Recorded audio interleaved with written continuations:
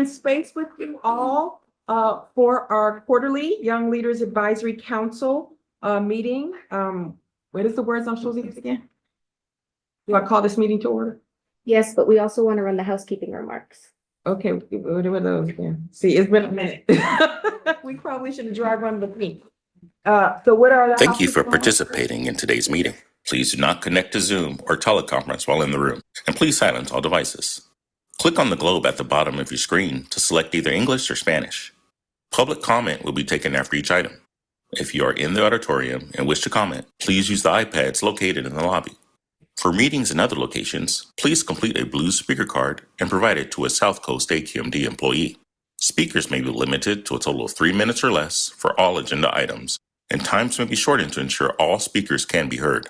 A countdown timer will be displayed on the screen for each public comment. Word time will be allotted for Spanish translation that is not simultaneous. For questions or issues on public comment, please call the public advisor at 909-396-3247. That's 909-396-3247. Please adhere to the speaker time limit and treat others with courtesy, civility, and respect. Failure to do so can result in your mic being muted or you being removed from the meeting. Be aware that this meeting is being recorded. By participating, you are authorizing recording of audio and visual content presented during the live event and consent to subsequent use of the recording in the public domain by South Coast AQMD. Thank you so much. So again, welcome everyone to our quarterly Young Leaders Advisory Council, or YLAC meeting. My name is Dr. Tessa Johnson. I'm Deputy Executive Officer for Diversity, Equity, Inclusion with Community Air Programs, and I will be facilitating this meeting. We do have 4 teleconference locations in which audience would be allowed to provide public comment in person or through Zoom connection and telephone. I believe that Yifan and Ryan are both identifying locations. Do we know where is your location, Ryan? See, sir, but I also think, just to make sure it didn't get caught, Lynn mentioned in the chat that she joined on as well. Yes, I did see that too. Thank you so much. And so where are you, Ryan? See, sir, do you want the 1084 Columbia Avenue, or sorry, 1082 Columbia Riverside? Excellent, thank you. And then how about you, Yifan? Hi, Yifan. You can come off mute and then tell me what your location is. So my location is Public Library at downtown LA. I will search for the detailed address, sorry.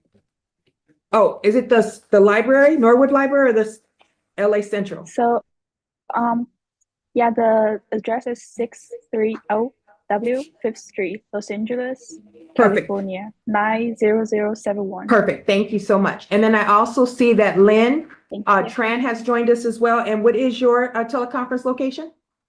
Norwood Library in El Monte. Okay, excellent. Thank you so much. So again, if we could, Heather will do a call to order of all of those folks in attendance.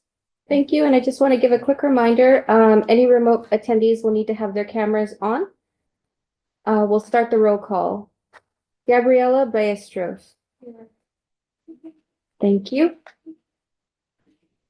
Emmanuel Cruz. Present. Mai Doe. Present. Matthew Wei. Absent. Yifan Lee. Here. Thank you. Vanessa Malicio. Present. Thank you. Lynn Dran. Here. Thank you. Selena Vargas. Absent. Andres Coronel. Here. Thank you. Ryan Dover. Present. Thank you. Nora Kiasa. Absent. Sierra Thrower. Present. Thank you. Roxana Barrera. Absent. Yolanda Aguilar Candelero. Absent. Angel Lira. Absent. Joshua Shield. Present. Helen Estrada. Mark Flores. Absent. We do have quorum. I have a Xiomara Nieto on our agenda. She hasn't been able to attend one of our meetings yet. Okay, gotcha. And then I don't have Helen Estrada on the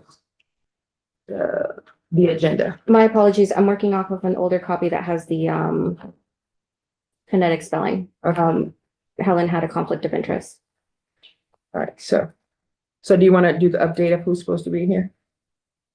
Yes, it should be Gabriela Ballesteros, Emmanuel de Jesus Cruz, Mai Nguyen Do, Matthew Pitaro Lee, Yifan Lee, Vanessa Malicio, Lynn Tran, Selena Vargas, Andres Cornell, Ryan Dover, Nora Kiasa, Ciara Thrower, Roxana Barrera, Yolanda Aguilar Candelero, Angel Delgado Lira, Joshua Shield, Xiomara Nieto, and Mark Anthony Flores. And then Angel just joined us, so I'll update his attendance. So, all righty. All right, there we go. All right, excellent. Thank you so much. Oh, I just need to confirm where Angel is located.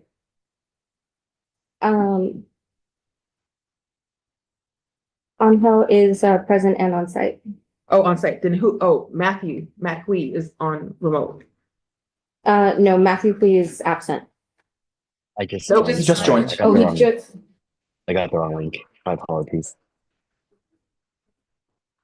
And then where are you located, Matt? Right now, I'm in a co-working space in Beverly Hills. Okay, gotcha. Perfect. All right, Okay. perfect. Thank you. Thank you so much for being here. All righty, we did our roll call. We got the corrected edition. So thank you everyone again for being here today to our August 24th, 2024 YLAC committee meeting. Overview of meeting today. We will be able to approve our past meeting minutes. Yay. We're also going to allow for you all to have time to do any community spotlight. That's for you to elevate or spotlight any issues that you think should be relevant to the entirety of the group. That peer networking is really important for us. We also have a presentation today, a pollution reduction grant, comprehensive climate action plan that we'd like to share with folks. We also will have a very exciting interactive mobile air monitoring platform with Q&A presentation. So we won't be in this space. We'll be outside. And so we like that. Right, let's kind of go get in there. We will talk with you all a little bit about recruiting for the upcoming year. And then we have a couple of upcoming engagement opportunities that we'd like to share with you. Again, we'll do other business and then allow for the public comment period. Again, before we go too far, please, I want to thank the staff who have really truly made all of this possible in terms of setting up the room, the food orders, just getting us to be in this space. Cassie, Carolina, Paula, and Heather, really appreciate all of your work. And then Josie, thank you so much too for offering that legal expertise, because we can't do anything without talking to Zoe. So we're really appreciative and thank you all for helping to get us all here today for this meeting. A lot of work has gone through that. And what I think especially I'm appreciative of is that we heard you when you all have met with us before about what you would want to hear from. And I've really seen the staff take that to heart to make that happen. And so we really do want to know if it connects with you. And so just super excited. And so we have some folks online as well who are representing other divisions who are going to be participating today, again, so we can increase your accessibility to other members of our AQMD team. Lastly, I'd just like to say I am so appreciative that I am working with you all as a group. My proximity to you all and age adjacency. I ain't young, I ain't gonna act like I'm young, but adjacent to you all who are. And so when I am in spaces in which you all are not represented, I do share your issues and share your concerns. And so in particular, the trucks, the warehouses, the impact that you all are talking about, all the issues that have been issues and concern to you all. When I'm in spaces, I elevate those as your concerns. And when I say those spaces, I've been in several CARB meetings, several statewide and regional conversations. And again, the more you all tell me, it helps in my cultural competency, and I share that also as well. So thank you again for doing what y'all said y'all would do. And so again, happy to be here in space with you all. Awesome. All right. So next up, we have to review and approve the minutes of the February 24th and May 15th meetings. And so I believe we sent that out ahead of time. And so being that this is the first time, someone schooled me about how do we say it. Do I call for a motion to approve the minutes? Yeah, yes, you can. Yep. Okay. All right. So I make a motion to approve the February 24th, 2024 meeting minutes. Can I get a second? Seconded by Gabriella. And then what is that thing? Any discussion? Right. All those in favor of approving the meeting minutes from February 24th, 2024, please signify by raising your hand or saying aye. Aye. Any opposed? Any abstentions? Meeting minutes approved for February 24th, 2024. All right, I make a motion to approve the May 15th, 2024 meeting minutes. Can I get what did I just say? Second. I'll second. All right, and seconded by who? Manuel Cruz. Emmanuel Cruz, thank you. Seconded by Emmanuel. Any discussion? All right. All those in favor by approving the May 15, 2024 meeting minutes, please signify by saying aye or raising your hand. Aye. All those opposed?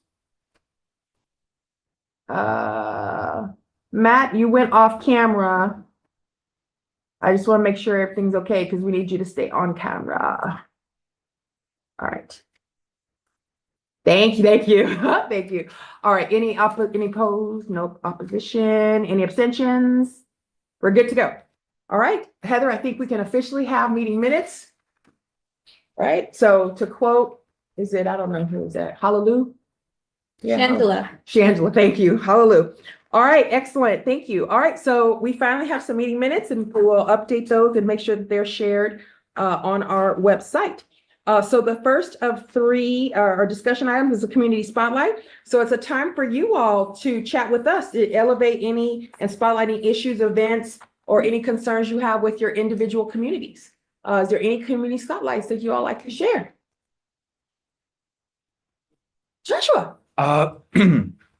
This last week, if I recall correctly, there have been interesting developments as far as the Arrow.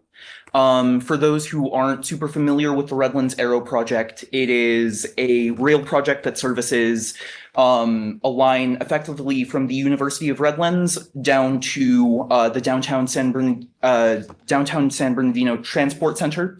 And as of this last Thursday, they have finally implemented their third unit that they've been working on for a while.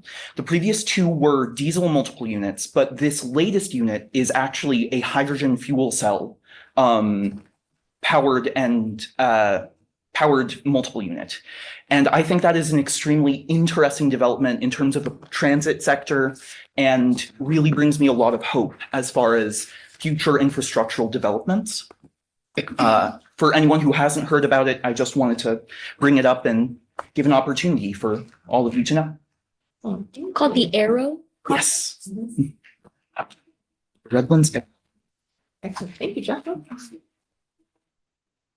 I love that. I think it gets people excited and also introduced to like riding a form of public transportation that's not, your typical bus or heavy rail train. Also the Bright Line, also I'm sure you're familiar with that too in that region. It's being approved and people are excited about that because they get to go to Vegas. Are you guys familiar with that project, the Brightline? So it's gonna be like a form of high-speed rail that's gonna connect Rancho Cucamonga to Las Vegas. Yeah, so there's like short and that view.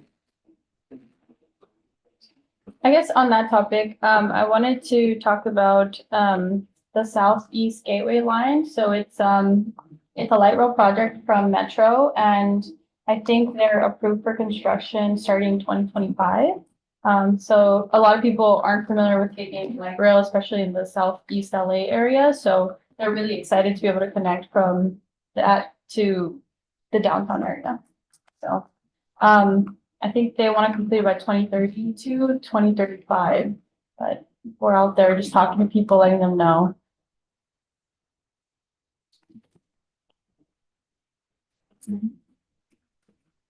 Thank you. Other updates? What's going on in y'all's hoods, in your neighborhoods?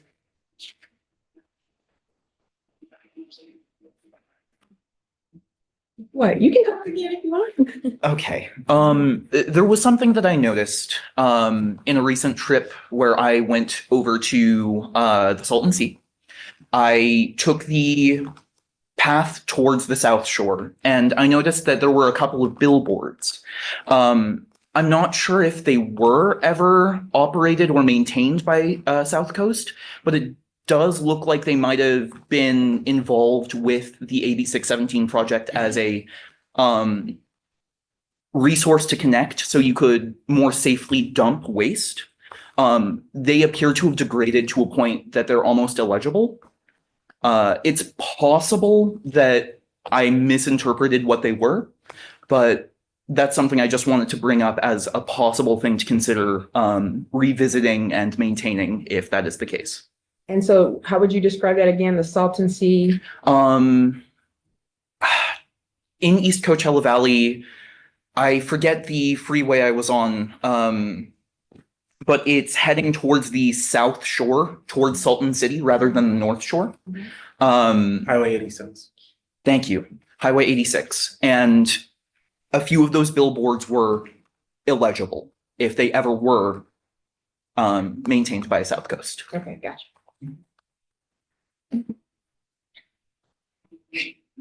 Any other community plus speakers?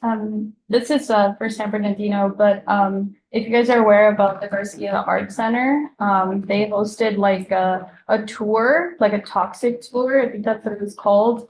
And a lot of people, a lot of residents showed up, and pretty much they did a tour around different areas where like residential areas are clashing with like warehouses and the impact of that. So it's been big on social media, and people really took to it. They were really into it. So hopefully we could get more of that, and it gets people excited because they get to have these conversations in person, especially at post-pandemic. So check that out.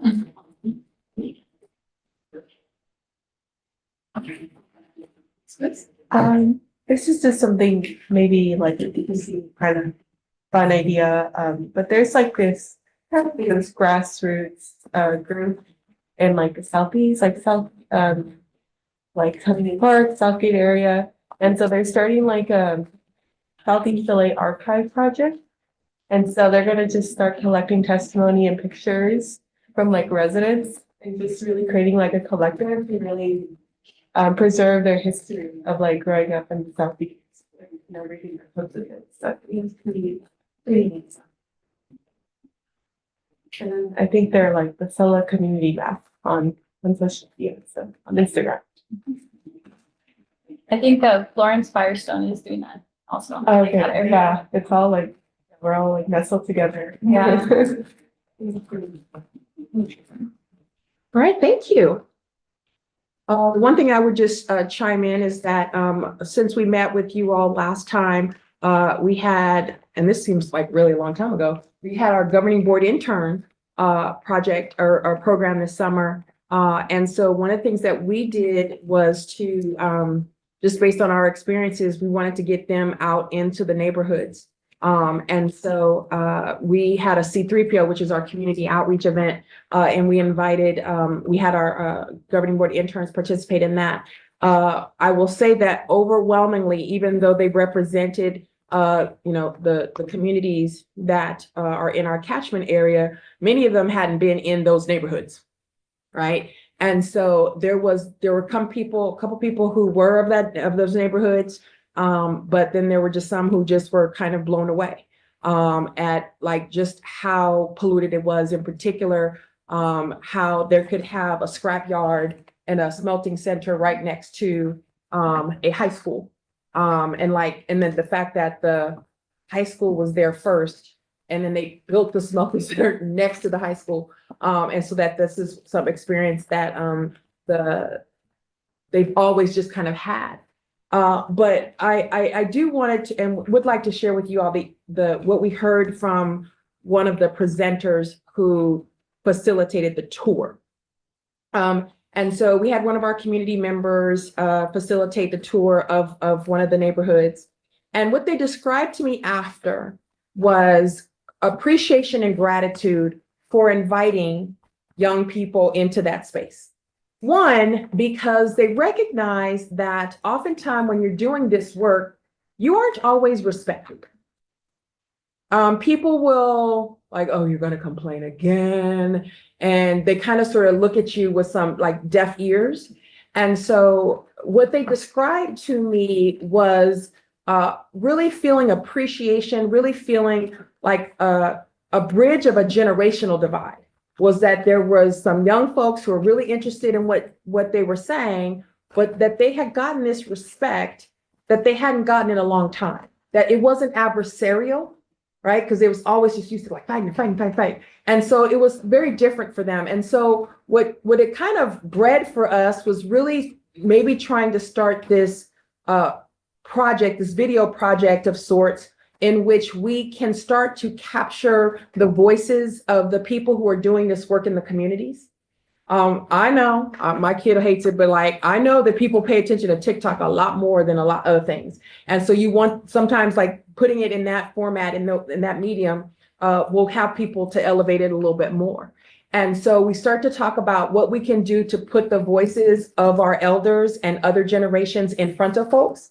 But the impact was very powerful. So I didn't get permission from them to tell y'all their story, so that's why I haven't said a name.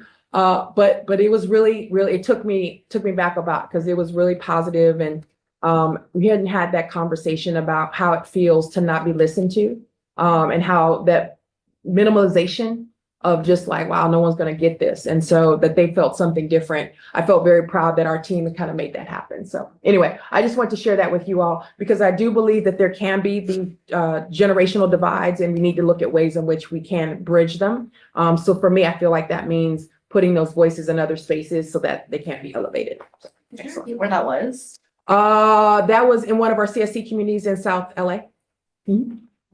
Can I possibly chime in with one more thing? Of course. So speaking of lead smelters, in La Puente, there's a lead smelting facility called Cometco. It used to be called Ecobat, or they used to, Ecobat. And right now, the Department of Toxic Substances and what's PTSD, forgetting the acronym. The permitting process, the open comment period is currently open for this particular facility. And residents around the area have been, talking about various health effects and whatnot, and within La Puente, but also like neighboring communities, right? Thinking about like Hacienda Heights and like Roland Heights and the surrounding area. And so right now, I just wanted to raise that currently the PSC permit public comment period is open. And folks with the Clean Air Coalition working in La Puente and that kind of area have been asking folks to take a look, and if you live in that area, to make a comment if you're able to. Excellent. Thank you. See, you did something and made me do something, and you made me do something that made things so sense. So I'm not sure if folks here are aware of the community air grants that CARB is putting forth. So the California Air Resources Board is doing now a process where they have community air grants. And so they have the public comment period now on the actual grants. They're asking for feedback on it, but they're for community-based organizations and specifically nominated communities to be able to uplift different programs for the reduction of air pollution. The community air grants are so diverse and such that, you know, you can get money for outreach into communities so that you can make sure that you're engaging the youth. There's so many different potential projects there, and there's a great deal of funds available. It's definitely a competitive process, but right now they're doing the public comment period on the actual application. So what I appreciate about that is they're giving you the application now. You can say, that seems like a lot. Like you maybe want to change that. That's not something that we potentially could do. So you're giving feedback in this public comment period now. The actual RFA request, I think it's request for applicants, will go live, I believe, in the beginning of September, will be due November 1st. But it's literally for community-based organizations to get funding. I cannot explain how I know important that is, right? And so what they're asking from of different agencies is to give us feedback on, is this too much? Like, are we asking too much? Is it really kind of sort of prohibitive in what we're asking and so forth? And then they're giving people like help on how to do things and how to fill it out. And they're doing those kind of, you know, walking through the proposals. And so I just don't want there to be any money left untouched, right? And so I remember in looking in the projects, it was one of the suggestions they did is outreach to youth. Like that was literally one of the things that they said that they would fund. And so anyway, so if you all are familiar or not familiar, you should definitely pass that along to the organizations that you might be adjacent to or a part of, for them to just take a look at it. Because I just, again, wouldn't want people to say, oh, we couldn't do it because we didn't have the funds, when those funds are just sitting there, you know, and make it competitive. Awesome. So yeah, the CARB community air grants RFA. Thank you. All right. So I'm going to thank you all for the community spotlight and move us to our next presenter. I think, are we, Alicia, are we going to have you introduce our speaker? I don't believe so. Oh, well, hi, it's good to see you. Good to see Even you. if it's your name in a black box. Awesome. So I believe it is Ryan Wolf, you'll be our presenter today. So Alicia Lizarga, who is from our LPAM group, reached out to us because they said they really would like to elevate a particular grant, a pollution reduction grant that we'd like to share with you all for your thoughts and so forth. And so I turn it over to Ryan Wolf. Thank you so much for being here. Thanks for having me. So this presentation is obviously in your attached materials, so I'm going to try to go through it pretty quickly so we can actually have some discussion. And because we only have 10 minutes on this, so let's go to the next slide, please. So just background, I'm Ryan Wolf, Manager of Sustainable Development at SCAG, which is the regional planning agency for the 6 counties in Southern California, excluding San Diego. And we've been partnering with South Coast AQMD on this program, which is the Climate Pollution Reduction Grant Program, which is part of the Inflation Reduction Act. And so a couple things I wanted to go through today is just provide background on what this is, what the CPRG is, and what this comprehensive climate action plan is. Also wanted to reserve most of the time to get your feedback. So hear what types of GHG reduction strategies that could, both reduce carbon emissions or quality emissions, really improve environmental justice issues, support job creation, and then get your feedback on any regional collaboration opportunities and challenges. Next slide. Go to the next slide. So Inflation Reduction Act, I'm sure most, if not all of you are aware of this, provides a lot of funding to reduce climate emissions and provide other benefits to communities throughout the country. Over the next decade, it will reduce a lot of emissions if it's successfully implemented. And EPA, which is the agency which is administering this CPRG program, has about $42 billion in funding. Next slide. So this particular program, the CPRG program, has about $5 billion in funding. About 250 million of that was for metro areas and states around the country to do climate planning. And then it also had about $4.6 billion in competitive grants to go ahead and invest in communities that put forth really strong projects.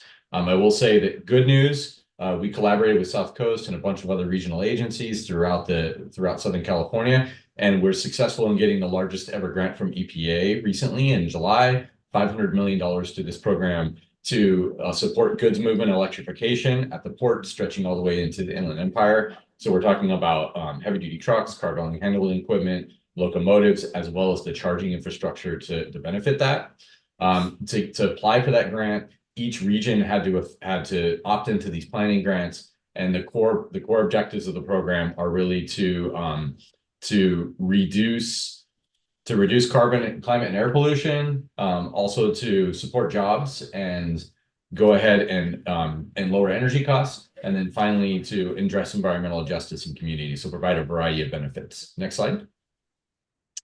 So just real quick, these are all different agencies who are working on the steering committee. So this includes South Coast AQMD, my agency, as well as a variety of cities and county and county transportation commissions across this region. Just to note as well, Inland Empire has its own process going on with San Bernardino Riverside, Ventura, its own in the state as well.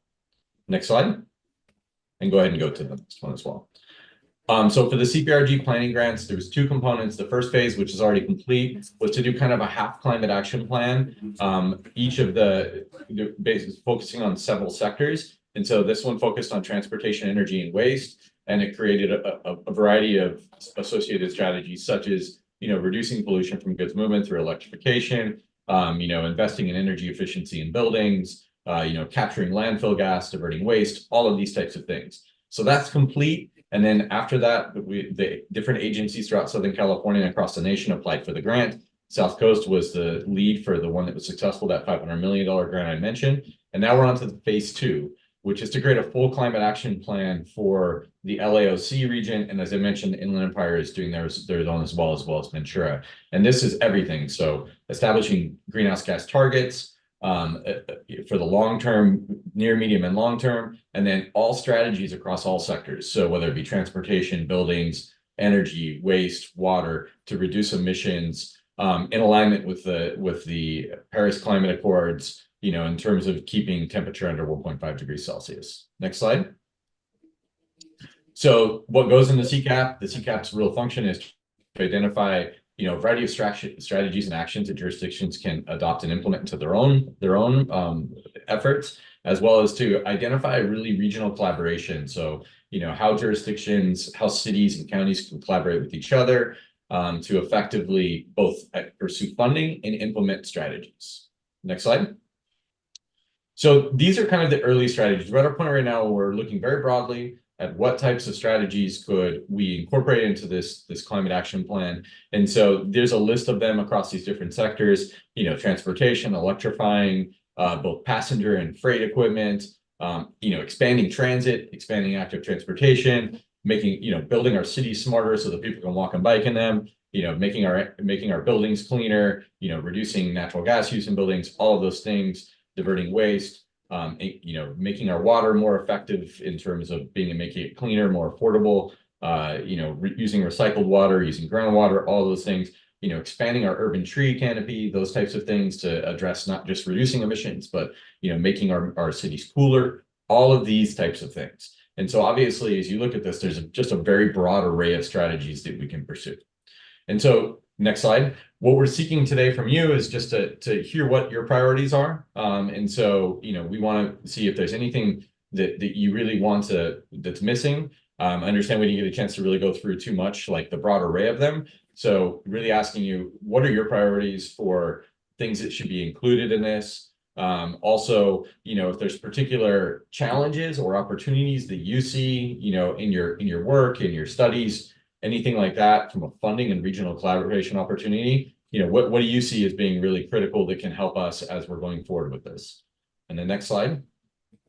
So this is just the current timeline. We have a little bit of time. I think the key thing to focus on is the final comprehensive climate action plan will be due in late spring of 2024. So between now and then, we're actually seeking input from you all. And so that could be right now through this conversation, but also we'd be happy if you'd like to have a separate conversation, you can reach out to us directly. We can set aside 15 minutes, 30 minutes, half an hour, or an hour to actually talk through that with you. So with that, I know that's a lot to go through in a short time, but if we go to the next slide, there's just wanted to open it up for thoughts and discussion. And then the very last slide has my contact information, which is also in the materials you have.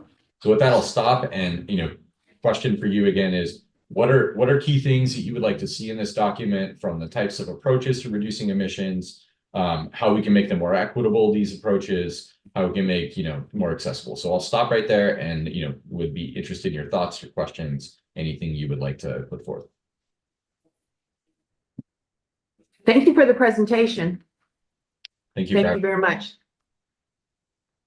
Hi, I'm from the Inland Empire. I know this plan is for LA and OC, but I can only speak to the IE. For a lot of things with like the IRA and the funding portion, you get kind of like more funding if you're near, like, for example, a transit center, but the IE doesn't have the infrastructure for that. And a lot of our communities are not near transit centers. So what can SCAG do to kind of help the IE when we can't get funding in those senses? And how can we get more funding to the IE when we don't have critical infrastructure like that?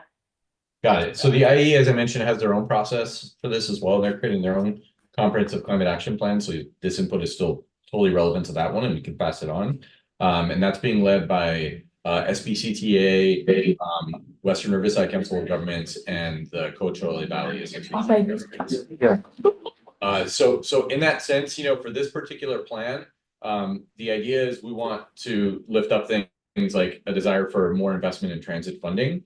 And so, I would say that measures focused on expanding high transit priority areas should go in there. Also, establishing that there should be funding initiatives put forth for that should go into this document itself. And ultimately what we would like to do is to have these documents as a reference point that can be cited moving forward as lifting up particular projects and programs and initiatives that could be effective. I will note one thing as well, that there's no commitment for future funding that tiers off these documents from the federal government. However, they have indicated they would like to use these climate action plans to help prioritize regions for funding. And the other part about it is they're looking at low income and disadvantaged communities as defined by the federal government. So the LIDAC, Justice 40, the CGIS tools to really identify areas where these would be priorities. And so I think for this, if there's particular areas or particular projects, transit lines, expansion of bus service, investments in active transportation, bike lanes, sidewalks, even, urban tree canopy, those types of things, which would all help people shift modes and access jobs and key destinations. Like those are the types of things, if there's specific examples you have or specific projects, to advance them into these plans so they can be on record and be lifted up for potential collaboration for funding would be really important. Oh, yeah. Again, Hey, go ahead and say your name so he knows. Oh, yes. Andres Coronel from the Coachella Valley. This sounds like a great project. Won't be directly affected, but indirectly, absolutely. I know with Coachella's TCC grant and the other projects within the Strategic Growth Council that they recently approved, EPA is backfilling a lot of that as well, up and down the state. But in Coachella's application, they really proposed residential solar programs. I'm not sure if that's going to be a strategy evaluated within this, but it's also the establishment of microgrids. I know Strategic Growth Council is doing a lot of work on that, particularly within their transition period right now. But anything that, and these projects sound like great and excellent strategies, but I think there's potential for a little bit more impact when evaluated in the sense of how can this promote economic development. For example, charging. I have an electric car. I like to go and explore wherever I'm charging, and I spend money and focusing on that aspect. But also, how can the local community also benefit from these types of projects, whether that be reduced energy costs, cooler areas. I'm very active in recreation in the Coachella Valley. So are there community resilience centers? Are there, I know LA County and Orange County don't necessarily have the extreme weather events that the Coachella Valley does, but there's still opportunities to make sure that the community is thought of in a little bit more direct impact. But great work within this. I would just recommend evaluating secondary effects of your projects. Yeah, that's a great suggestion. I think what you laid out vast majority of things, which I know in our discussions with CVAG, they incorporate in their application as well as in their PCAP. And my understanding is that they will incorporate it into their comprehensive climate action plan as well. And I think the other component is, in order for communities to benefit, is workforce development for like maintenance of charging infrastructure as well. So that is something that has been very much, that is also a focus of this program. Great, thank you.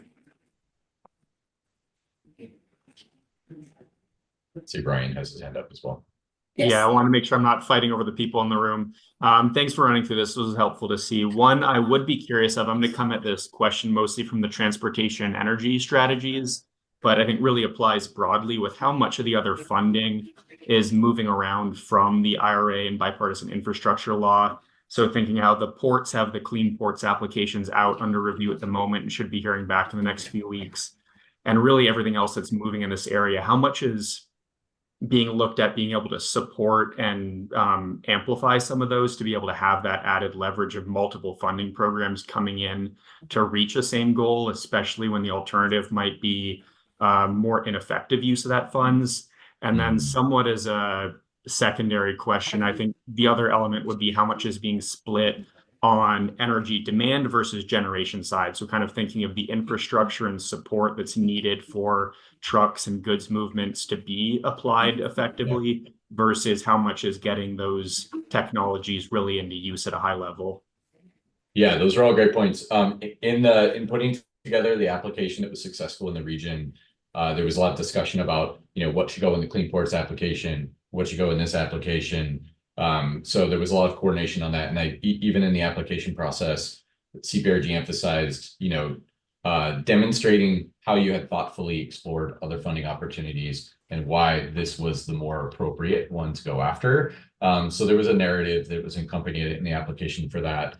And, clearly there's a lot of funding out there and it's really hard to navigate it, for there's just so much. And so the regional collaboration to identify which agencies apply for which fund is really important. On the other component, about charging versus vehicles, in the AQMD application, there was a lot of thought put into understanding that, yes, you can incentivize vehicles themselves to move them towards electric vehicles, but there's also this really big issue of, is there enough charging infrastructure? And will there be the power supply to that? And so the way that application was structured was to ensure that it could be utilized for both of those. And part of what we will be doing, coordinating with AQMD and as agency as SCAG, we have, for example, a zero emissions truck infrastructure study that is mapping throughout the 6 county SCAG region, where there are really good opportunities to do electric infrastructure that can support the rollout of the different electric vehicles from a goods movement perspective, whether that be at warehouses, public charging truck stations, recognizing that not all truck operators are part of a company, so they may need access to public charging stations as opposed to like behind the fence places at a particular company. And so that's all part of the coordination and one of the ways that we will be supporting AQMD in this rollout. And working with, the private sector to identify opportunities moving forward. But of course, beyond that as well, there is this big issue of, is the demand, how can we supply the demand to that infrastructure so that, when people pull up and charge trucks and equipment, which are going to be a big draw on the grid, that there will be that capacity as well to go through the charging infrastructure and into the trucks. So certainly no easy feat. And, that will be a big challenge of implementing this grant over the next few years.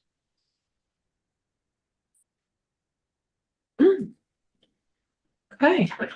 Any other questions? Oh, Emmanuel. Emmanuel from Los Angeles. I have a question in regard to urban forest. A long time ago, I was in a conversation where they said that grants would only urban forest applicable to green spaces like Clear Narrows or Beverly Hills. But where I'm from in Cudahy, we don't really have that. We don't have natural land. We have parks and little green spaces that communities have provided. And then down south in Compton, we have community gardens. So my question is, when the urban forest, would those green spaces and community gardens fall under that? Or would it only be applicable to larger green spaces like the Whittier Narrows and the Canyon? I mean, ideally, it should be comprehensive. We should think about in these plans, we should be thinking about all opportunities for urban greening. And so, that varies, as you noted, by the community, right? In some cases, it may be parks, in some cases, it may be traditional open space. In some cases, it may be, adding everything from like tree wells, where perhaps there's, sidewalks, which frequently happens where I live, where there's huge expanses where there's just no opportunities to even plant trees or provide other greening or green alleys and those types of things. So in this plan, what we want to do is to ensure that we're accurately representing what are all the needs from a greening perspective to provide all those co-benefits. Cooling down ambient street temperatures so people can walk and bike and access and transit dependent areas. Making sure that urban greening also is shading buildings to reduce electricity uses, especially in those areas where, there may be a lack of air conditioning for residents, which is typically in your disadvantaged and low-income communities. So when I think about comprehensively and strategically, what are all the strategies from a greening perspective that can be used in different types of communities with different on-the-ground realities and for different purposes, ranging from, making it more comfortable and safe for people to be outside, as well as reducing energy use in buildings and, air quality and stormwater and all of those benefits. All right. Any last questions? Yes, one more. Hi, my name is Mai, LA County. So I know that plans are obviously usually like future thinking, future facing, but I'm thinking about the address environmental justice program objective, and then the strategies that are listed here, or at least the way that they're described. And the way that they're described are as mostly like mostly like mitigating new emissions and pollution issues. And I think that when it comes to environmental justice, we know that a lot of the existing like brunt, right, is on these impacted communities. And so if maybe it's just the way that the strategies are described here. But I'm thinking about, for example, like soil lead remediation or like other types of efforts that are going on that are kind of like dealing with the byproducts of right, all of this ongoing issues of like pollution and whatnot. And so, yeah, just maybe there's something to be done about the way that they're described, or like just further connecting the EJ portion of the goal to the strategy by way of addressing existing like harms that are going on as part of like this future planning. Yeah, thanks for saying that. I think the way we're currently thinking about structuring like each of the strategies is, obviously because it's a climate plan, is how does it reduce emissions? But also in terms of the implementation of it, there will be an equity focused section in each of them. So like, how can each of these be implemented in a way which does a couple things, which first prioritizes implementation in, low income and disadvantaged communities, and then also, really seeks to provide benefits beyond just GHG reduction, which is a good laudable global goal, but GHG reduction doesn't typically benefit people as directly or immediately as other types of investments, right? And so how can any investment made in reducing GHGs maximize co-benefits such as economic, making communities cleaner, more healthy, providing better access, those types of things. So we do want to intentionally structure each of the strategies to have an equity focus section to help guide those strategies in a way which will have, the most direct and maximized benefit of that. Now, we don't exactly know how each one of those will be structured yet because we're so early. And that's where I think as we get a little further along, we would be interested in, as they're fleshed out, coming back and having you react more and help us tweak them, right? And adjust them so that they do achieve those outcomes. Okay. We needed to do a time check because our next presentation is about an hour. So hopefully this was worth your while, Ryan. Yes, absolutely. Excellent. Thank you all so much for participating and getting this feedback to you. Appreciate you. Thank you much for what you're doing. All right. Thank you so much. Thank you. Thank you. Good luck with that. Awesome. So next we have a South Coast AQMD staff presentation of our mobile air monitoring platform. So as we've said with you all, it's meant to be interactive. It's meant to be engaging. And so we're going to, I believe we start off outside, Cassie, what we're doing? Oh, we're starting outside. All right. So there's a camera for those people who might be being recorded or online. You're going to be able to do it in real time with us. Oh yeah, that's how much we care about you. We're not going to say, oh, you're not here, you don't get to see it. We're going to take you to it. All right. So let's walk on over. We got a mobile camera. Steve's outside.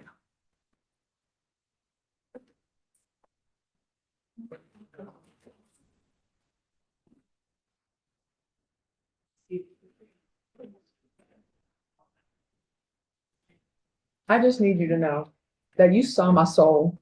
Because I was like, and then I took that first bite and I took all the other stuff out, whatever. I got what I got, but the bite was good. So excellent. All right. We're going. I don't know if I'll be staying for all. Oh, no, it's okay. It's totally good. Let me get my thingy. Can you all see? Okay, excellent. I need you to talk really loud. Anyone can't hear me. Ready to have this plugged in. We're ready to have this plugged in. Ready to have this plugged in. There we go. So, anyway, anyone can't hear. Let me know. So this is one of our multi-metal platforms. One of our mobile platforms. Yeah, I've got Our mobile platform. a pretty good discussion. I like the round table part. And what do you think you use all of our mobile platforms for? On the fly quantification and qualification of different contaminants in a community. Which ones would you like to deal with? Metal air toxics. This is actually one for measuring metals.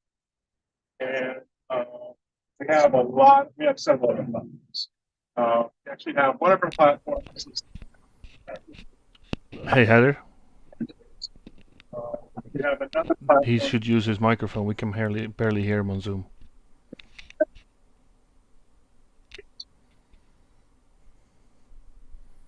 Have another platform. We can't hear Steve on Zoom.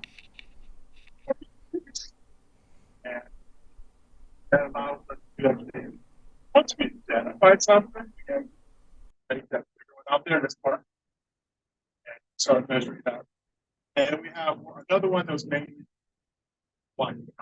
Sorry, Steve, they can't hear you. Okay, let's go louder. Thank you. On this one? Oh, because we have people on Zoom. Okay. Thank you. I will stand over here. So make sure if they can't hear me, I'm closer here. Yeah. And I do have this mic, so I can use the mic if I need it. And so those are our mobile platforms. Now, I'm just going to open up one of these real quickly. The AC is draining the batteries, but I don't think much. So I want everyone to look inside. The back is actually more important than the sides. But the instrument I'm going to start with is that little square box. And right now, the numbers on it are like 11,000. So that's the one I'm going to start. That's not the metals. This thing is measuring little tiny particles. They're called ultraparticles. It's not a criteria pollutant. Now, everyone here knows what criteria pollutants are, right? NOx, what else? PM, CM, SO2, lead. Some people are bringing up Metco. Those are some of our criteria pollutants.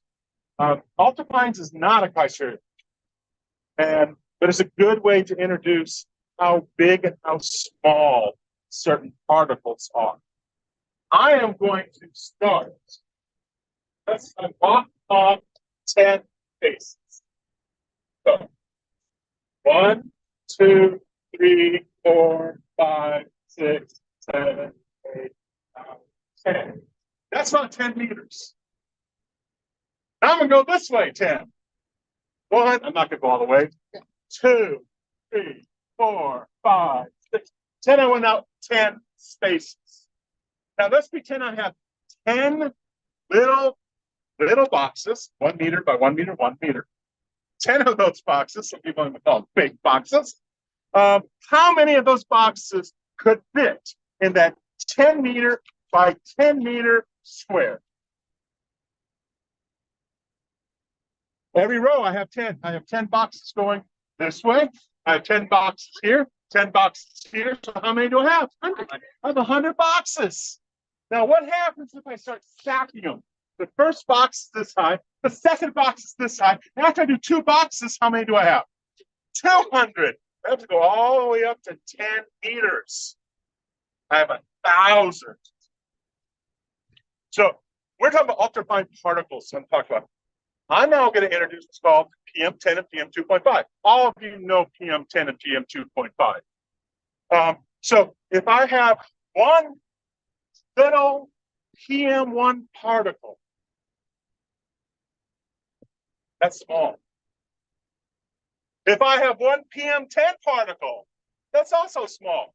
But how many PM1s can I fit in one PM10? How many 1 meter blocks was I able to fit in a 10 by 10 by 10 big gigantic block? A little bit 1,000. So when we're talking about PM10, when we're talking about PM1 is 1,000 times. Some people say it's just 10 times smaller. It's actually, yes, 10 times smaller this direction, 10 times smaller this direction, and 10 times smaller this direction. PM1 is small. I'm going to pull a hair out. Some of you may want to. I pulled the hair out. I actually pulled out 2. Each one of these hairs is about the width of it is about PM10.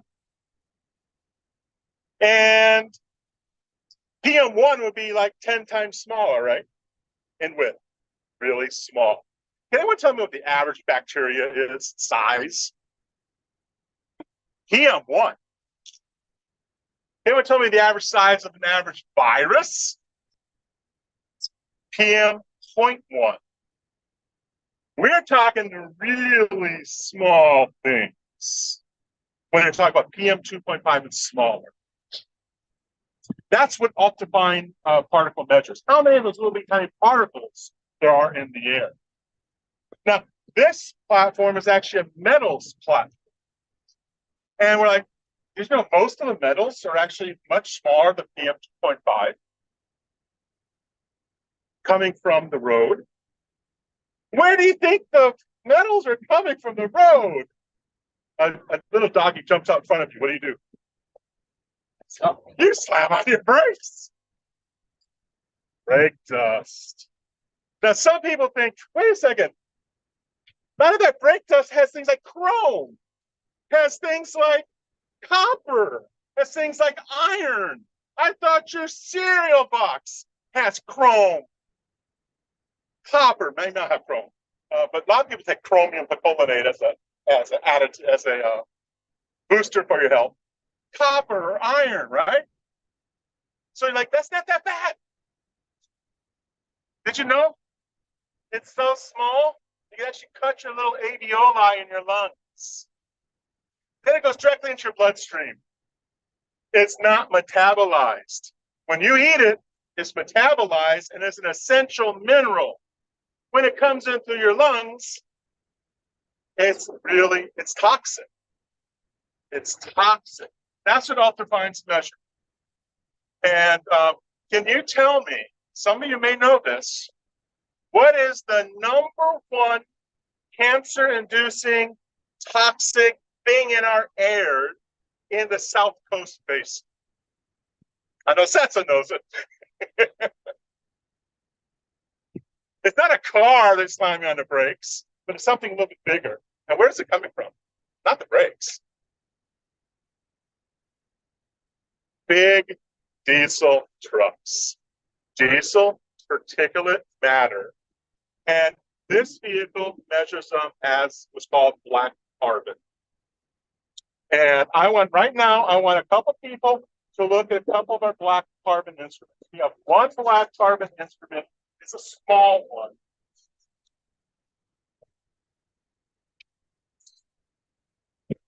this guy. That's one of our black carbon instruments. And now when I get a couple from that,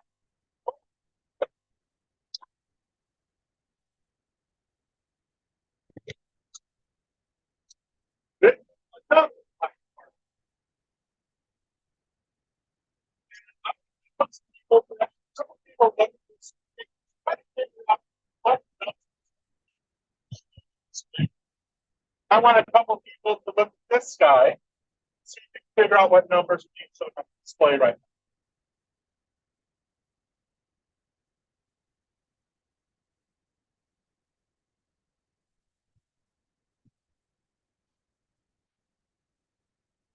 now. See, let me see.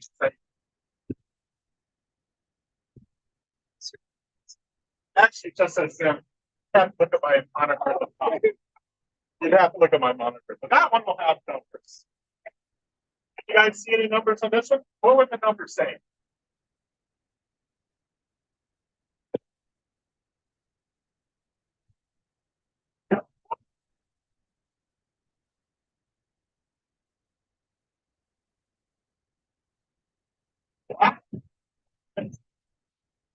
It says right now like 0.8.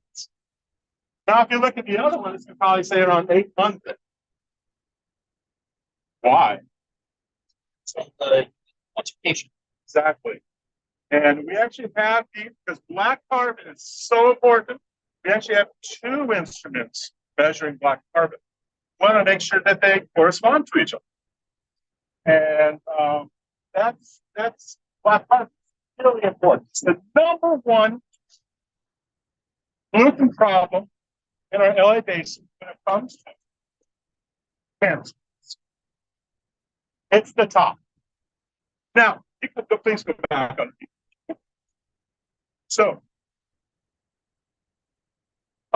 this black carbon is predominantly smaller than PM 2.5. Now, I think everyone's probably heard that EPA has made things more restrictive.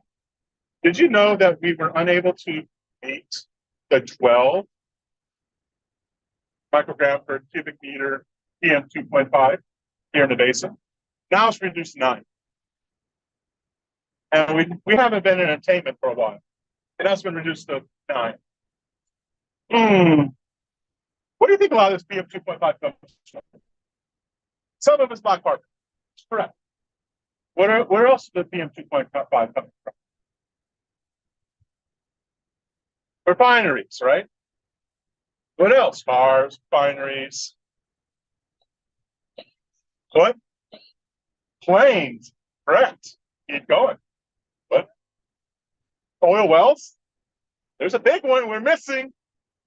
And we have no control. And I say we, I'm talking about us and CARB, California Air Resource Board, which is over AQMD, all the other air quality districts. What? The ports. You know, if we completely clean up our basin, put all electric cars, I know some people like to have the fuel cell trains. We go to all, we still won't make our PM 2.5.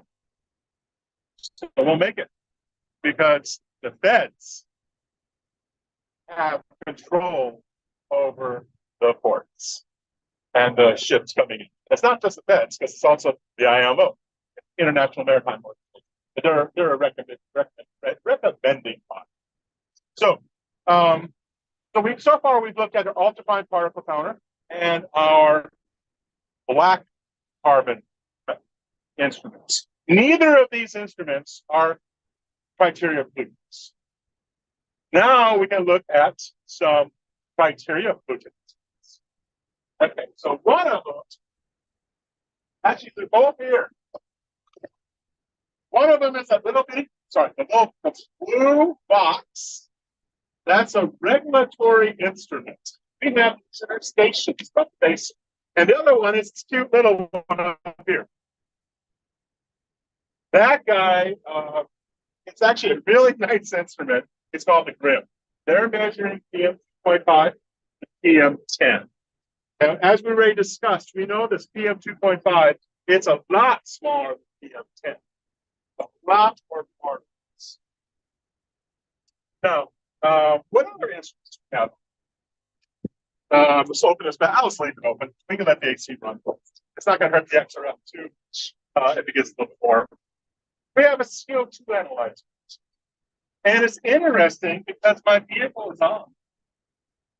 So our CO2 levels are a little bit higher than they should be. Has anyone ever seen the CO2 levels at the peak of Hawaii? Has anyone actually looked at that online? What's happened to those CO2 levels in Hawaii? They're actually going up faster than linear. They were kind of linear, but now they're just recently they started going faster than linear. And that's what we're measuring here on this little bitty blue white. It's measuring CO2. We also have a couple of instruments in here. We also measure what's called NOx. Actually, we're not measuring NOx, we're measuring NO2. NO2 is a criteria. And we're going to the back of the instrument, back of the platform again.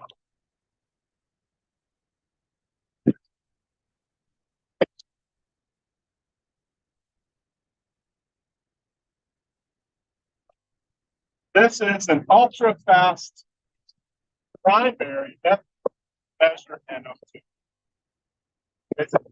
I love this. I'm actually also a physicist. And from the physicist point of view, I love this instrument.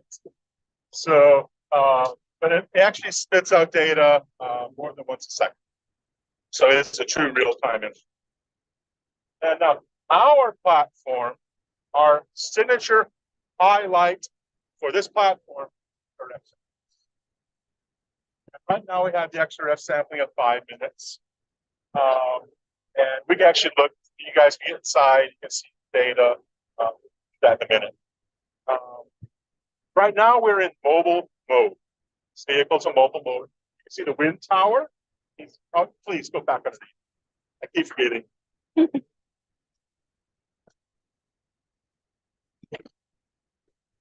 Our wind tower is not that high.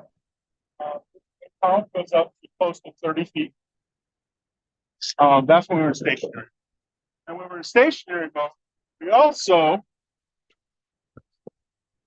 remove this horizontal tube. We put in a standard station inlet with a PM10, or we'll add one more thing on here called Cyclone to get PM 2.5.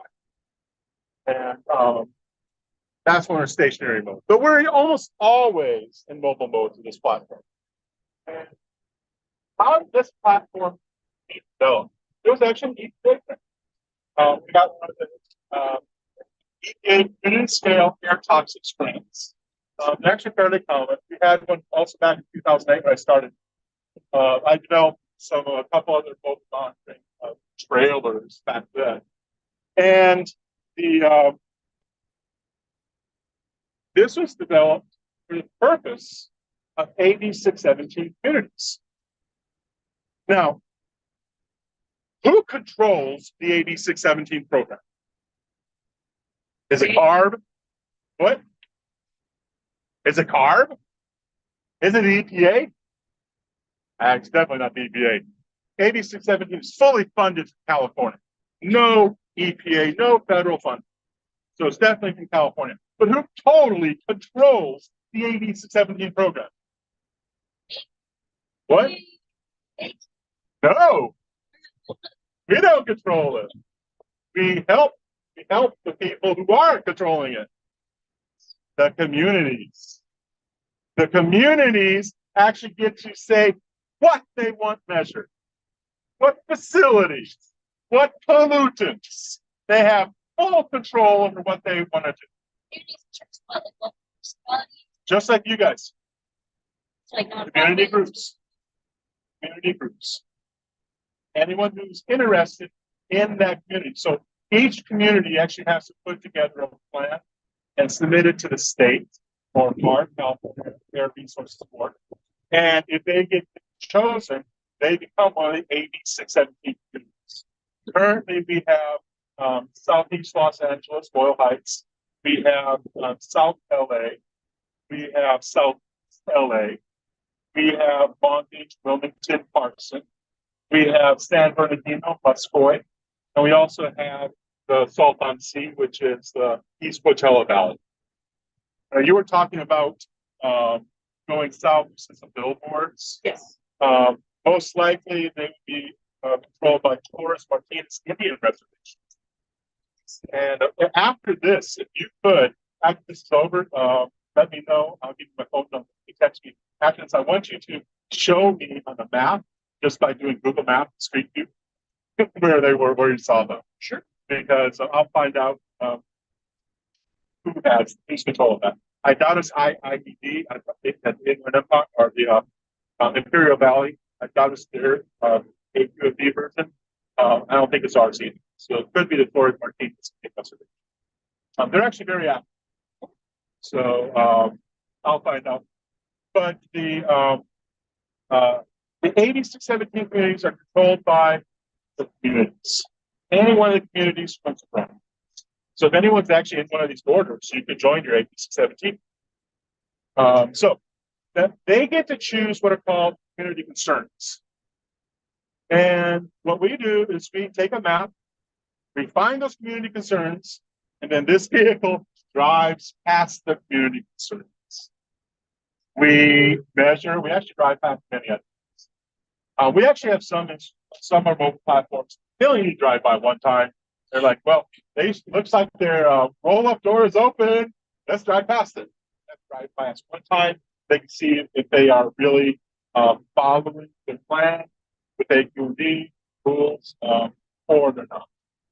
This one, we have to take multiple paths. We actually go past in the morning, go past the afternoon, we go past the afternoon. We do this over seasons, not just one season. We actually do this multiple seasons. So we'll go past every community concern when this one will be measured, sometimes 15, 20 times. And then we average it. And then if it's elevated, what do you think we're going to do if it's elevated? Cite them? We can't cite them, but we can actually do more measurements. Oh. And if we do more measurements and it's still high, we can take it to our compliance and enforcement. And then compliance and enforcement, monitoring, we can't do anything except for monitoring. But compliance and enforcement, they're the ones who can do a citation. But what it is, they're going to do further inspections. It's a long process because AQMD is here not to shut down businesses. AQMD is here to make them clean. We're not EPA. So we want to work with our communities. We want to work with our businesses on both sides. And we try to keep it more on the safety side of this. And so this platform, we actually drive past all these community concerns and we do measurements. And like I said, this is mainly metals. Every one of these have been compiled and all posted online. You actually visit our 8617 community websites. You would actually have maps of all the different community concerns they have. And we actually have elevated levels, non-elevated levels. Now, this may not be giving us exact concentrations. So we actually based off of elevated and non-elevated. And so what we'll do is we have a background for driving around the community, areas where it's elevated. We actually color-coded elevated. Okay. Any other questions before we start looking at the plot? The community groups, they receive like kind of like aggressive support, I guess, like saying like, hey, you guys are on track the meeting, you know what I mean? Or like if they're not in compliance, obviously get it. Well, community groups, we do have sometimes compliance and enforcements in the community group meetings. Some community groups meet monthly, but most meet quarterly. And I think all of our CSC meetings right now are actually quarterly. And then once again, the communities are the ones who actually choose who's going to be the speakers. We have input, but it's up to them. They're the final say. And we choose the speakers. They'll ask for compliance to give a report. They'll ask for monitoring to give a report. they ask for all our different groups to give reports. And then they'll also have some of our communities, their community groups, the environmental groups, they are actually in charge of CS. The communities decide, hey, I want this group in charge. And they're the ones who control the meetings. So, we just have meetings, report everything on the website. All the data goes on the website. We actually do have a big meeting on Saturday. So has anyone heard about that? I think anyone could have done. If you're interested, you can just show up on Saturday, you can find more information. Sessa will definitely know a lot about it. She's in charge of it. You know if anyone can attend? It's communities, right? We're going to talk about it. Oh, okay. Okay, so it's actually on your agenda. So right now, if anyone wants to get inside the seat and look at the laptop, you'll see all the different pollutants that are being measured, and it's in real time. You'll actually see the numbers change all the time. If anybody wants to look at any of the instruments, want to look at software, that sort of, everyone just open the doors and tackle the platform, whatever you want to do to it. Don't drive it off. So go ahead and start looking.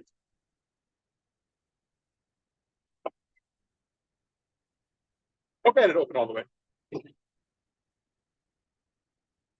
If you have any questions like that really annoying pump right there, that thing is to make sure we maintain 20 liters a minute flow rate going through this tube.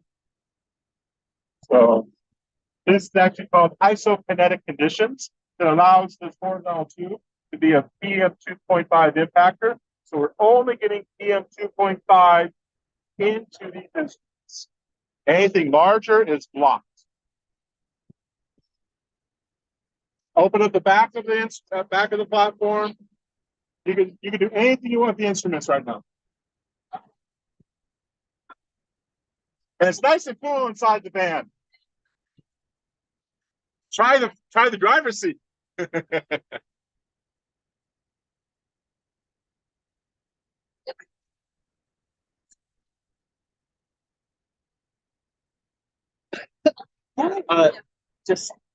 been working at research, so it's really incredible to see a lot of these instruments that we've newer given, but in a mobile configuration, it's really amazing. So who are you with? I'm with David Popper at AQMD, with research. Okay. So you're grad, right?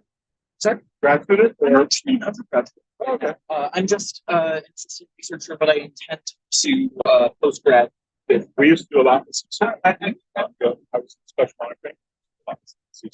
Awesome. We always build each other equipment. Yeah. Like AC, like Freon, like is that Well, every single AC in your house, in your cars, are all skipped. Only if they're leaking, you're going to have. And if they're leaking, they don't work. Yeah, they're sealed. All of our AC units, there's still some low AC people that will extract waste refrigerant out of our line go back. But almost pretty much, I mean, they will lose their license if they're gone. And I don't know if you understand AC repair, guys. Upper make happen. As a very high cost industry. And what happens is it's hard to get your license. There's no sponsor to get your license. And it's very high. And they would lose their license if they get caught putting any of that. That's the reason why they want it high. They want it very lucrative. That way, no one's going to be cheap. And why do you get sponsored? Go ahead. It's expensive, right? No. Pretty much all trades, you have to have a sponsor to become a journeyman. So it's like a trade. Yeah, you have to have a sponsor. They say you work with them a certain amount of time, learn this much, then you get to take a test, you get to be like a journeyman, You get another test, and you might be able to become a master tech. Then once you get your master, then you can actually open your own business, buy the it's the same like plumbing, AC repair, it's all very simple, all the trades. Go ahead. Sure.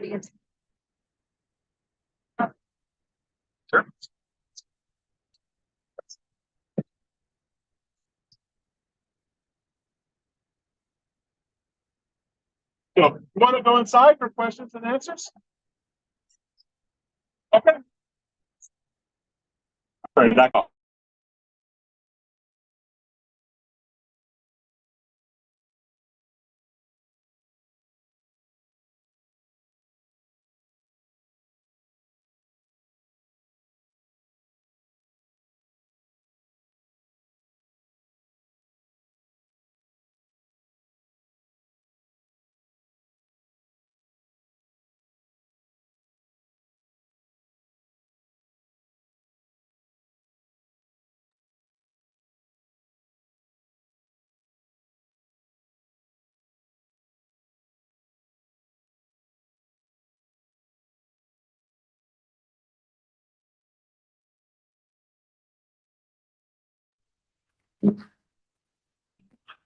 We're just gonna wait for Steve. If folks want to take a quick break or something, I would encourage that. He's gonna take a couple minutes.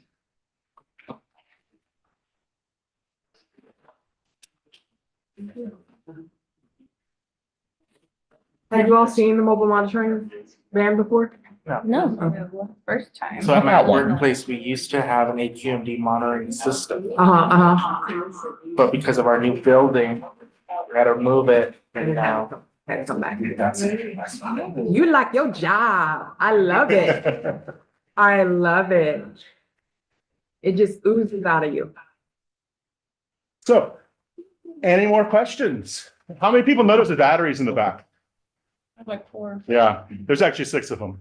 We had 6. And we're actually thinking of possibly increasing that because that air conditioner unit uses about 1.5 kilowatts. And so you have it running for 4 hours. Like this morning, we just had it running from 11:30 until now, and it rarely turned off. It used half the batteries. So we're probably going to be adding a little bit more batteries too. Go ahead. You had mentioned that you used to have like, I guess, trailers of that. Is it because of the battery cost or did it come into a smaller vehicle? All of our instrumentation evolves. Like he works at CSERT at UCR, and he's seen some of the evolution of the instrumentation. Back in 2008, our instrumentation wasn't fast enough really to be fully mobile. So what we did is we actually we put everything in a trailer. We drove a trailer to the site and then started monitoring. We didn't actually monitor while we were driving.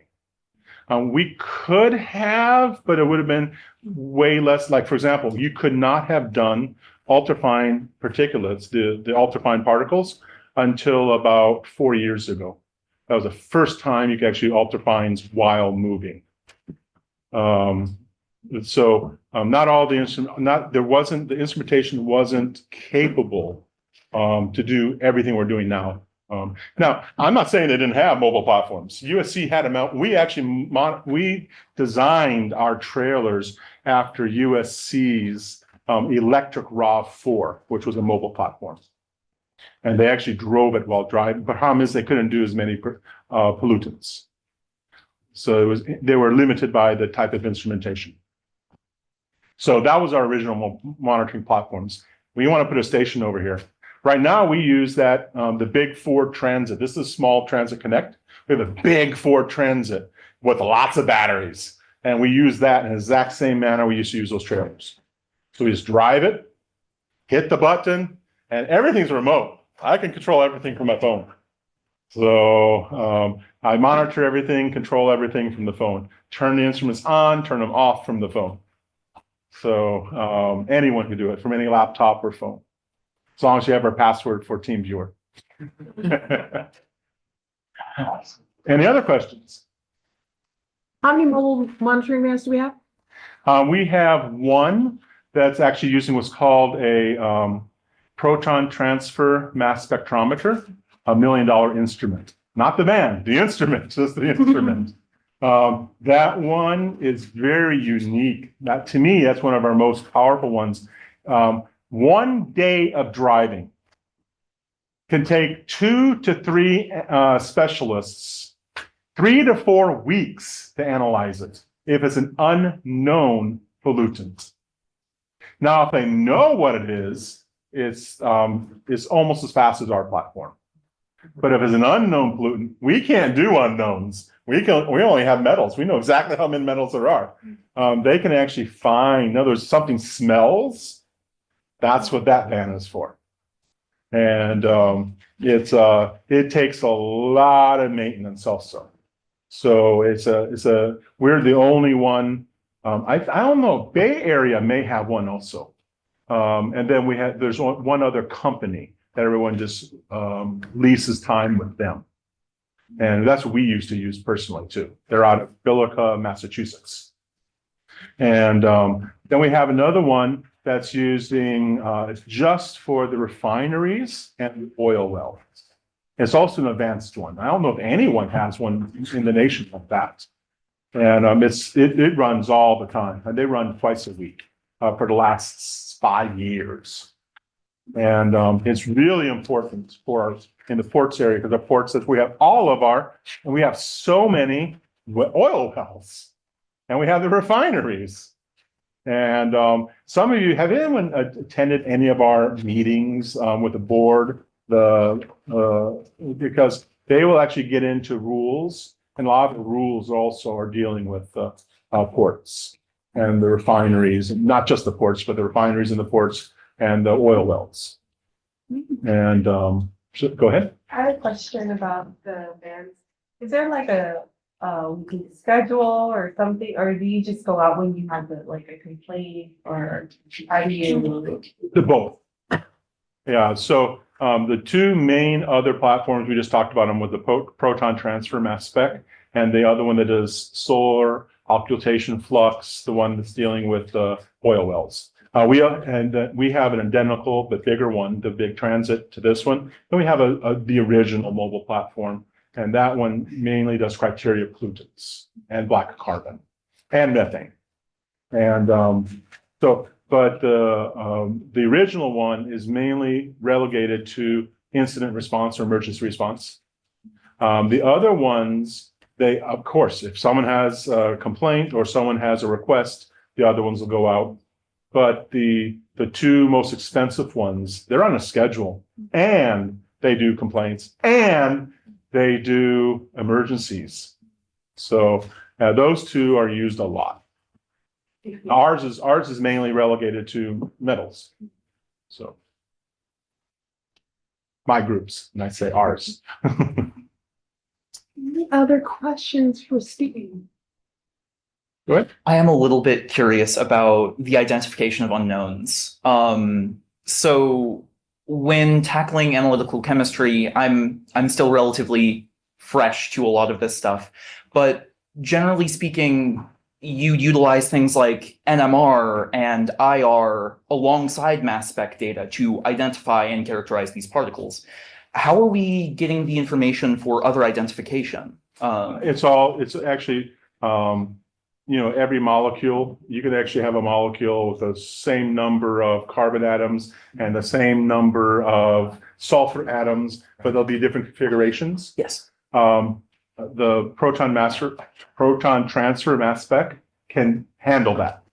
Really? Yes. That's really interesting. Yeah, they're actually down there. After you finish this, like I said, I'll get you my phone number and you just text me, and they're actually down there. You can ask them questions. Cool. You'll have to get you a pass to go down, but you could if you want to. Anyone could. Good. Okay. Excellent. Okay. Thank you. Okay. And I will be back in just a minute and to get you my phone number. Awesome. And then he can give it out to anyone else. Thank you so much. Thank you so much. Okay. We appreciate it so much. And then are you going to be here on Saturday? Yes. Okay, yeah. So we have our. She told me not to talk about that. She said, don't talk about that. Awesome. That's yours. Awesome. Thank you. Thank you. Thank you. Thank you. Awesome. So yeah, interesting. Awesome. So glad, so glad. I think it's important for us to see this and then see how we can apply. So this is awesome. All righty. So next on our agenda, recruitment for the upcoming year. Our last meeting, I know y'all be like, what? But your appointment is for 4 meetings. So the last meeting of your appointment is our November meeting, which is our next meeting. And so we would hope that you all have had interest and your interest has been piqued enough that you would still want to stay engaged with us. And you would want to return to be a member of YLAC for an additional year.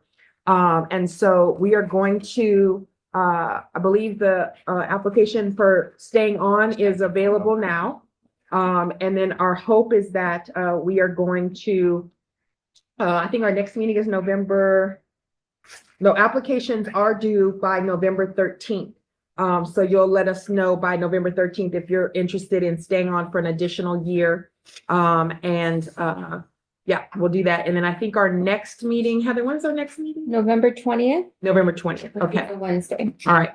And so we're hopeful that you all, like I said, will stay involved. Part of this also is going to be letting us know what you would like to, if you were to stay on, what would you like to see happening for the upcoming year as well. So just wanted to put that little bug in your ear to do that. Also next on our agenda, we have very excited. We are invited, you all are invited to participate in the All AB 617 community event, which is this upcoming Saturday, August 24th, 2024. And so we are going to be having an opportunity to bring all of our AB 617 community members together in space here at South Coast AQMD. In particular, my job is DEI with community air programs. So much of the time in the community, they don't talk to one another. Right. So there's a hierarchy too, right? So there's like we got the ports, we got rail, we got the warehouses. And so when that happens, people aren't looking at who's doing all the polluting and just looking at who's, taking away from the resources, that kind of stuff. And so it's a terminology that I use in diversity education around the hierarchy of oppressions. And so we can all still be having the same issues and concern, and we need to be in space with each other. And so we're having this all CSC meeting so that we can be in space together. You should also know that, again, I came from an educational background. I don't necessarily have a history in the background in particular air pollution, but I do have one in social injustice. And so I have seen when members of the community come to South Coast AQMD, mostly for public comment, mostly for board meetings, and they are, often limited by 3 minutes, 2 minutes, 1 minute to talk about an issue. And it's painful those times because you see people who have a passion for what's happening because they are being poisoned, and then to be cut off or to do that. And so there's oftentimes negative attributions to this building. And so I really just want to reclaim the building as this space, as a space for community and not just come to complain. So we're actually having the meeting here in the community. So here in the building, we're bringing everybody together. It's going to be all day, 8:30 to 3:30. The intention is inspiration and engagement and empowerment. So we're going to be having a keynote speaker, Andrea Vadade, which I know y'all know. We were talking about the last time we were here. We got her and she said she would come, and she's coming. It's awesome. So she's going to be our keynote speaker. We have 100, I think when we include staff, it's 192, 45 of them are staff, and then 150 are non-AQMD staff who are coming to the event. And so here, right in this building, we'll be using this room. So Andrea will be talking to us. We're going to be doing what's called a best practices panel. So each of the 6 CSC groups are going to have someone talk about what has worked in their community.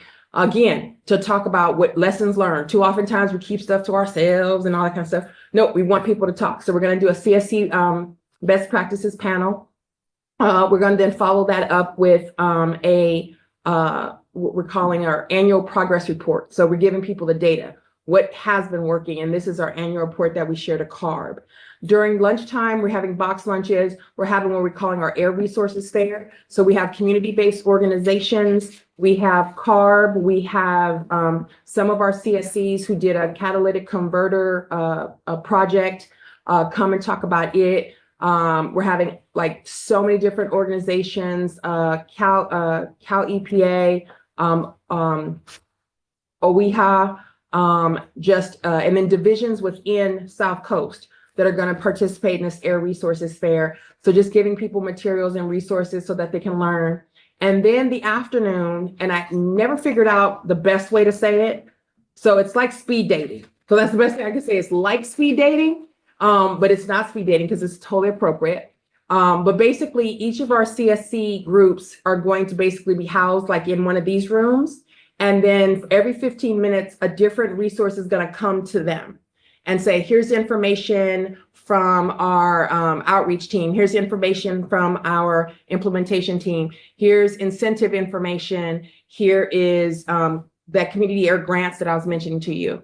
And then they're going to have their own kind of CSC meeting to talk about it. So if you all think about it, like there's all the communities that you all represent, we do that within our AB 617. So you can have Wilmington, Carson, Long Beach, East LA, South LA, San Bernardino, Muscoa, East. I mean, there's a lot. And everyone has their own nuances, and we don't want to take away from that. So we're going to give them time and space to just talk about the stuff that's relevant to them. So that speed dating happens in the afternoon. And then we're busing people in. So if people can't get here, we're busing them in. If they are CSC members, they're getting paid for the day. So lunch, breakfast, everything is taken in place inside. It's hot outside. And so anyway, so just excited. It's the first of its kind that we've done to bring everybody together. So ambitious, a little ambitious, but we're doing it in part to recruit some people back, because what we found is like people are tired. And if you know, this is a year that's a tiring year to have to think of social injustice. And if you think about it layered upon all the other layers of things that are going on, folks are a little worn out. More than a little worn out. And so we just want to bring people together so that folks don't feel so isolated, don't feel so alone. So that'll be this Saturday from 8:30 to 3:30. And we definitely, if you're able to come as a community, you're absolutely more than welcome to be a part of that. And then I think also on the agenda, we just wanted to elevate that EPA Region 9 has an environmental justice community check-in meeting. It's another resource that you all maybe haven't heard of, but we definitely encourage you all to be in space with them. It occurs the first Tuesday of the month from 5:30 to 7, and they're just talking about different things that are coming up. And then lastly, we have our own South Coast AQMD Environmental Justice Conference that is going to be on Thursday, October 24th, and that'll be an all-day event as well. So we'll make sure to give you all an update. Alicia, will you be going to talking about the EJ conference? I see your name on the agenda. Yes. Oh, Can you please hear talk me? to me about it. Yes, I can totally hear you. Awesome. Sorry, my internet was unstable, but thank you, Dr. Herr Johnson.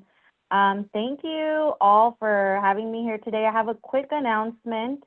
We're pleased to invite you all to save the date to the 10th Annual Environmental Justice Conference. That will be on Thursday, October 24th at Town and Gown of USC. This year, our theme is a decade of collaboration for clean air. So we really want to highlight that decade, a decade of environmental justice conferences and collaboration. We're aiming to open registration and begin announcing our speakers early next week. So I'll be sure to share this information with Dr. Herr Johnson and the team. This year we have 2 plenary sessions, and each session will feature a moderator and a panel of experts discussing and also spotlighting EJ organizations spearheading transformative projects and strategies for leveraging environmental justice. The conference is going to be about 2.5 hours. We're looking at 10 a.m. to 12:30, so it's going to be quick. It's going to be informative, so we really hope you all can make it. Registration will probably open around 9 a.m. and we will start the conference at 10 a.m. We're expecting a diverse group of attendees, including representatives from federal, state, tribal agencies, businesses, educational institutions, community-based organizations, community leaders, students, and community members, and many more. So we really hope that you will help us spread the word. And please feel free to reach out to me if you have any questions. But we really hope to see you there. Again, I'll share the registration information with Dr. Herb Johnson and the team so that you all have the information, but also I put my information in the chat. And if you have any questions, please feel free to reach out. Thank you so much. You know, I love the conference. I think it's great when we can get in space. And I love it when we can able to be inspired by folks.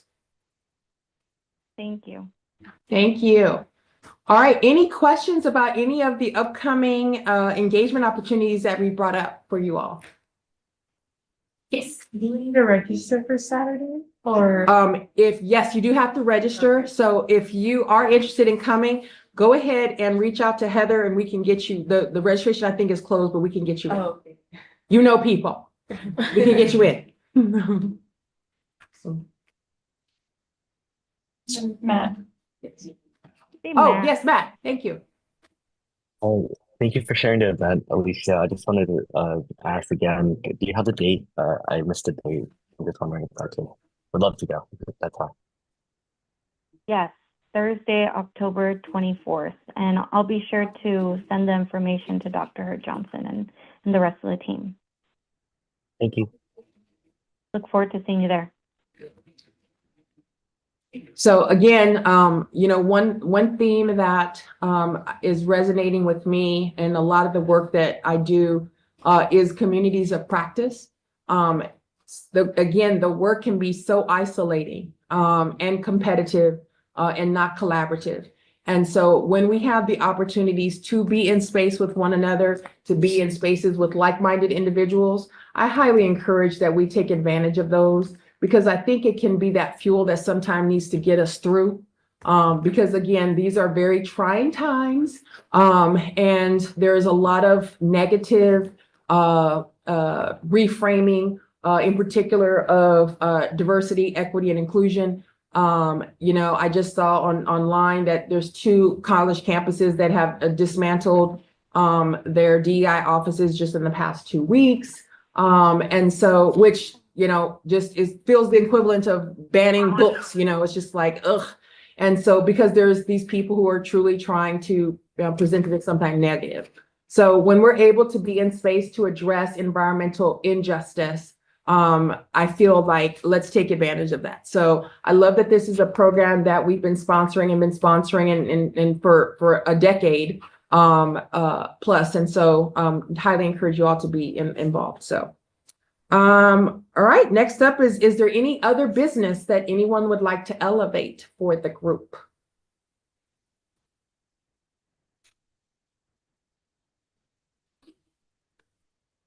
I would do a special shout out to Steve for his presentation on the mobile monitoring unit and what they do. And then also Ryan Wolf for his presentation today with SCAG. All right, so are there any public comments? I'm looking for some online hands and there are no people in the room. I can tell you right now, if someone was here, I wouldn't limit their 3 minutes. Awesome. All right. Actually, I might, but then we would get up. All right. So our next meeting date is Wednesday, November 20th. I believe that I will be facilitating that remotely. Isn't that correct? Yes. Yes. I will be in St. Louis, Missouri, at the Government Alliance for Race and Ethnicity Conference. But I'm just gonna have, you know, a girlfriend and a boyfriend and a mistress. I'm gonna be here with y'all and I'm gonna be at this event. because I didn't want to miss the meeting or switch up and not interact with you all. So we're going to figure out how we do that. But I will be participating and will be in space with you all. The week before is when we'll have the deadline for when we need to let you all let us know if you want to continue on. And if there's nothing else, we'll adjourn our meeting at 2:18. Thank you, everyone. Awesome. Thank you, thank you, thank you. Take some of that stuff home with you. Some sense. The steak was good. It was good.